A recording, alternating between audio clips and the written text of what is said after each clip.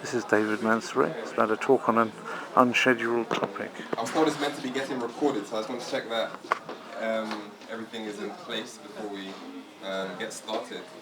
Just waiting for the... Can you hear me? One. I got to talk loud like this. Okay. I'll try to keep up my voice like this.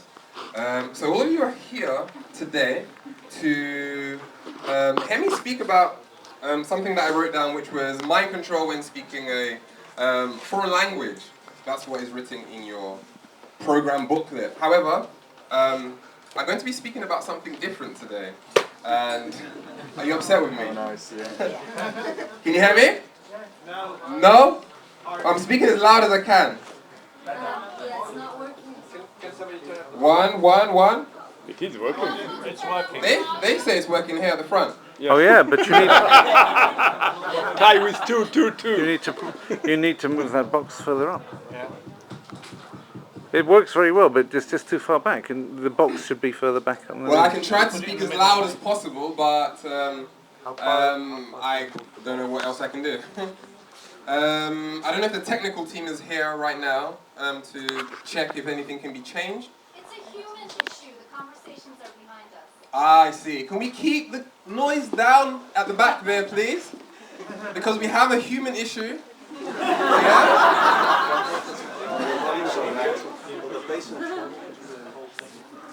I'm not in charge of this. You put the mic closer. If it goes any closer, it's going to go in my mouth. We don't want that. Alright, so what I am going to be talking about today is personal transformation through language learning. And the reason I sort of decided to change what I'm going to be speaking about today is because I thought that it would be something that would be a bit more unique with me sharing some of my experiences. And I thought for the audience that we have here today would be a little bit more interesting. Perhaps I'm wrong, but we'll see at the end. If you are still here, you clap or whatever you do. Alright? So let's get started. Make sure everything is working. So first of all, I've got to introduce myself. Of course, my name is David Mansaray. Some of you might know of me, and if you don't, I'm someone who has, for the last couple of years, been conducting interviews online with language professionals, polyglots, and everyday language learners from all different walks of life. And I've been publishing these interviews online for anyone who is interested in language learning, interested in improving language learning, and also to help people get involved with languages if they don't already know anything about what the language learning process can do for us and how it can change our lives. The reason I do these interviews is, number one, because I'm extremely curious.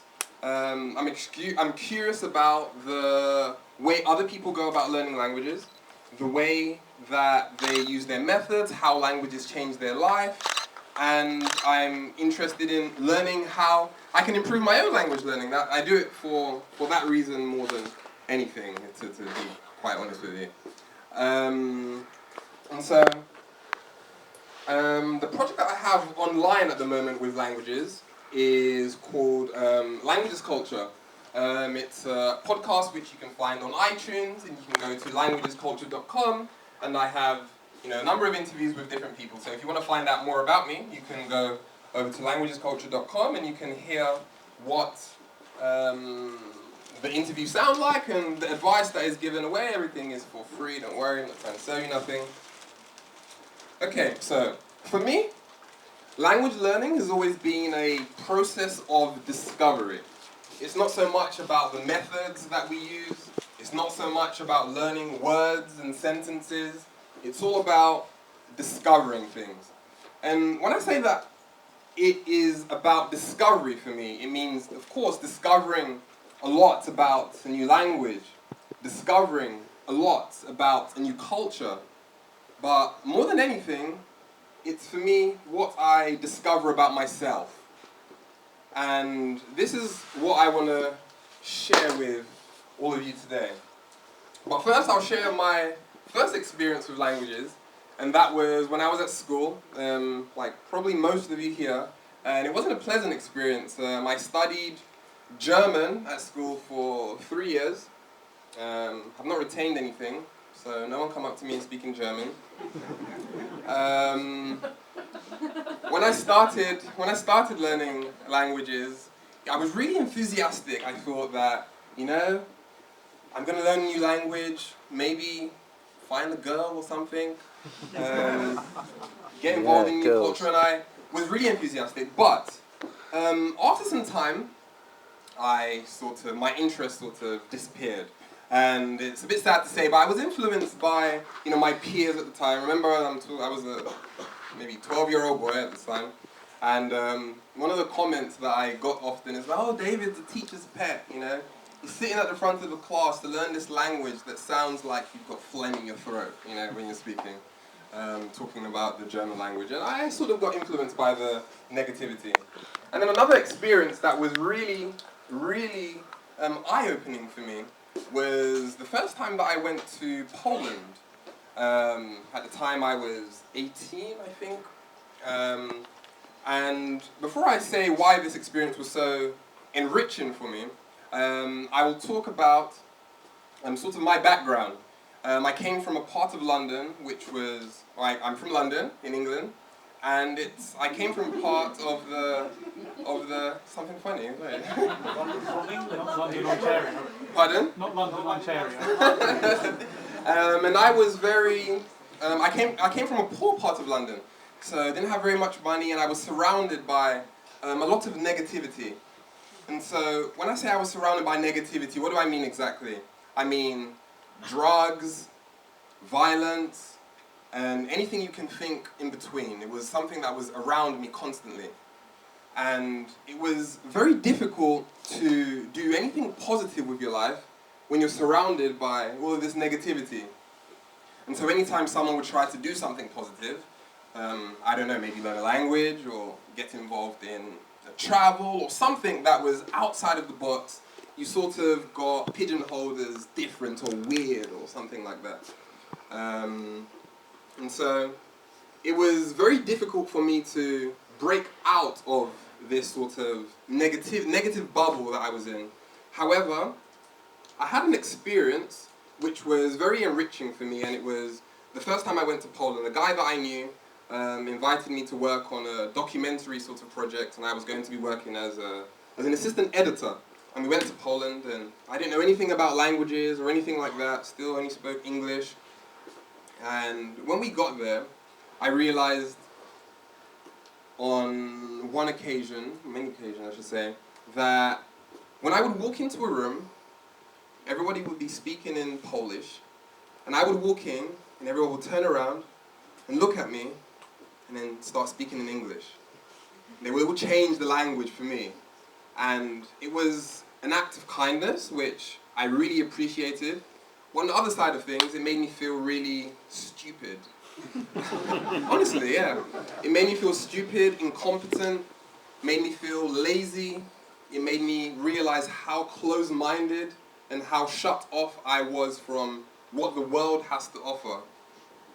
And so that sort of planted a seed in my mind about maybe I could think about learning a foreign language.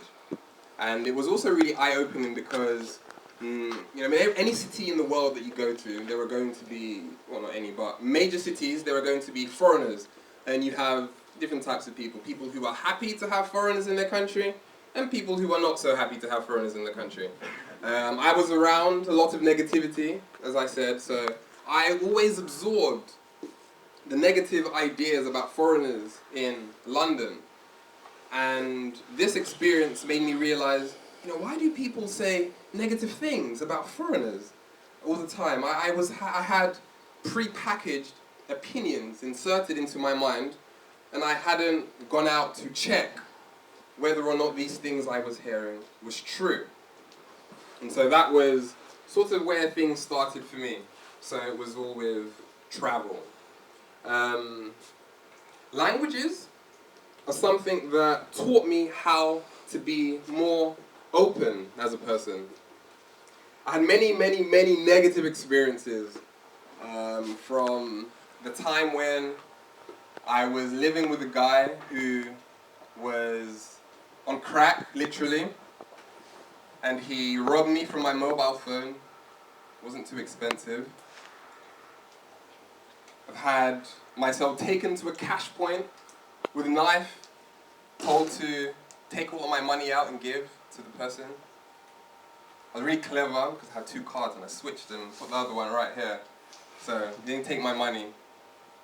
But I've had many experiences like this, and friends, people who I thought were my friends turned out not to be my friends and betrayed me. And so I became a really closed person. I became closed to sharing about myself, my life, my experiences, my emotions, anything that I thought would make a person or give a person power to hurt me in a way. But then I started learning languages. And if you're learning a language, you're not going to get very far if you don't open up and share with people. Share with them about your life, who you are, all these topics that we have in a language exchange or with our friends.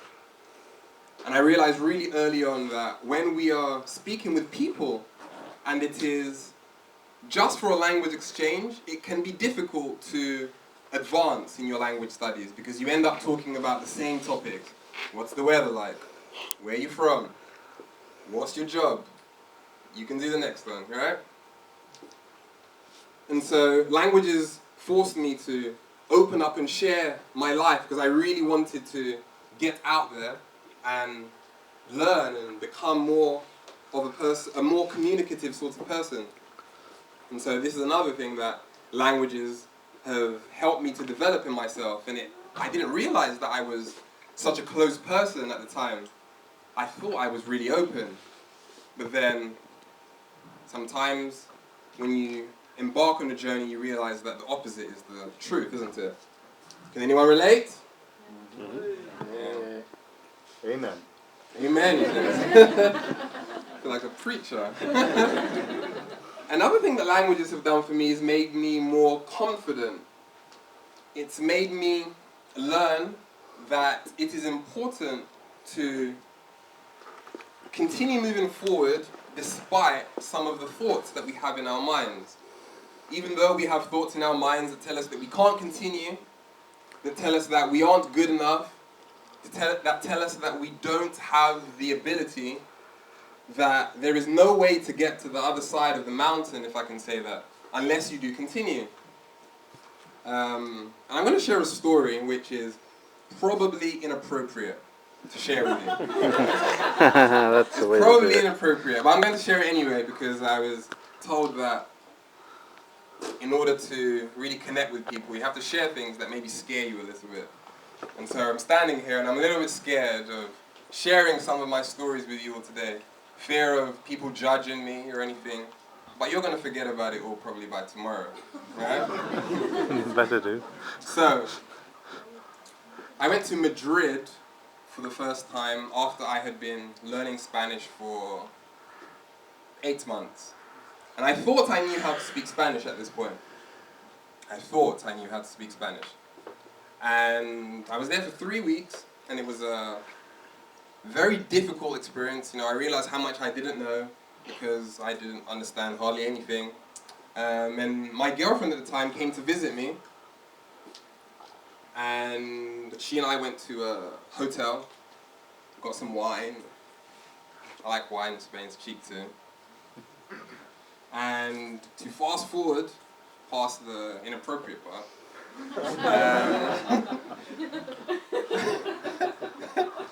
so that's the inappropriate part, right? And then I had this, I was in a hotel room, and I have a girl standing there and saying to me that she does not want to be pregnant, and that I'm an idiot, and that I didn't listen to her. And so I said, don't worry, everything is going to be okay. I am going to go to the pharmacy to buy the morning after pill. Alright? And so I went downstairs, and I went to the reception, and I asked the lady to help me to get to the nearest pharmacy. And then she said to me, are you okay? And I said that I'm okay, swaying like this. And she gave me a map, and then she drew on the map where I needed to go. And she explained that it's up this way, left, right, blah, blah, blah, blah, blah. I have to mention that it was raining as well at the time. And so, drunk guy, in a bit of a panic, it's raining. So I went outside and I, memorized what was on the map. I tried to memorize as much as possible. And I went up the road and I was on my journey off to buy the morning after pill, right, in Spain. Alright, so I'm walking. And then I thought, I can't remember what I need to do next. So I opened up the map, went into my pocket, opened up the map. And I looked at the map, and then the rain came down, shot down on it, and gone, no map. Now I have no map, right? And so I'm going to fast forward a little bit again, and then I asked some people to help me. I think I misunderstood the directions, because where the first guy told me to go, there was no pharmacy, and I ended up having to go in the other direction. So I then got to the pharmacy, and then the woman asked me what I would like. And I stood there thinking, finally, I'm here. And then I asked her, I didn't know what to say. My language books didn't teach me morning after pill, right?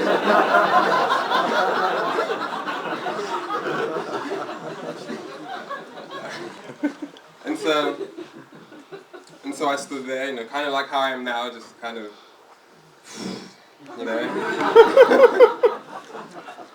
But I didn't, do you guys use these picture dictionaries that have, words and everything? And I remember I had a picture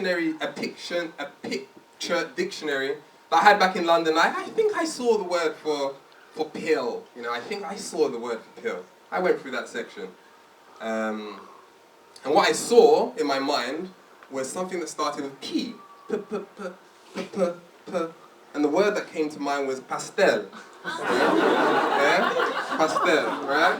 And for those of you, pastel, right? And so I'm standing there in front of this lady, and then I said, okay, maybe she won't understand, but I'll try a direct translation, right? I'll try and see if it works. And I said, quiero un pastel mañana. Yeah? And then she looked at me and said, huh? And when you're sort of starting the line, when someone doesn't understand you, what do? You say the same thing louder, right? Quiero un pastel mañana. Yeah? And she didn't understand me, right? And I felt afraid, I was nervous, but I didn't want to give up. I just kept on going. For a long time, surprisingly, with the same words. But eventually, I got Google Translate out of my pocket, thank God, and I got to what I wanted. And for those of you who don't speak Spanish, I'm sure many of you do, but what I was saying is that I want a cake tomorrow. Yes. I was asking her if I wanted a cake tomorrow, and she looked at me with these blank stares. And so this story is, it's extreme, isn't it? What is morning after pill in Spanish? Pardon me? What is morning after pill in Spanish? That's a good question, do you know? Yeah? So, this story is extreme, alright? It's on the extreme end of the spectrum of situations we can find ourselves in that can make us feel afraid and that can require some courage, persistence, and to believe that we can achieve what we want even if what we think we need or want is, in that particular situation, out of our reach. With time we can do that. So languages really did teach me how I can be more of a confident person. And so, what languages have done for me, languages have transformed my mind to be a more open person, to be more accepting of differences with people. It's told me that it's okay to be vulnerable and to share who you are, and that who you are is actually very important and very valuable. This is the very thing that we use to connect with people, to form new relationships. It's what makes us interesting.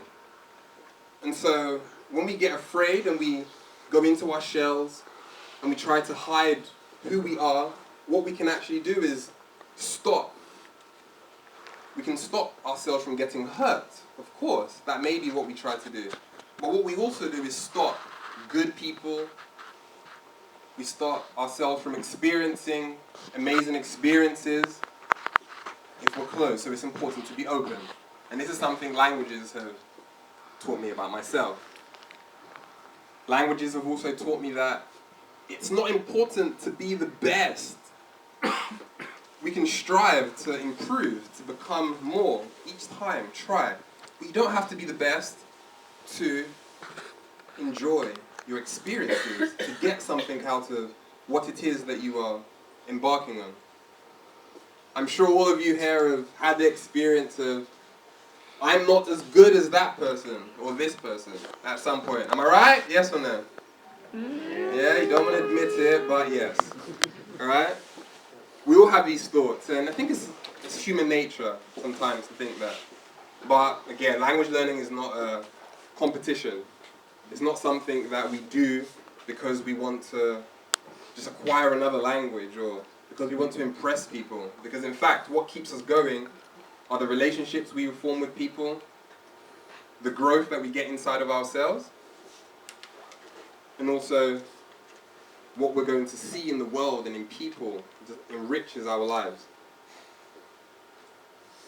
And so something that I always make sure that I want to remember whenever I'm on my journey and I'm feeling as though that I want to give up, or I feel that I'm not good enough, or I just feel plain stupid, is that it's not so much about words and sentences, but it's about connecting with the hearts and minds of people and growing as individuals.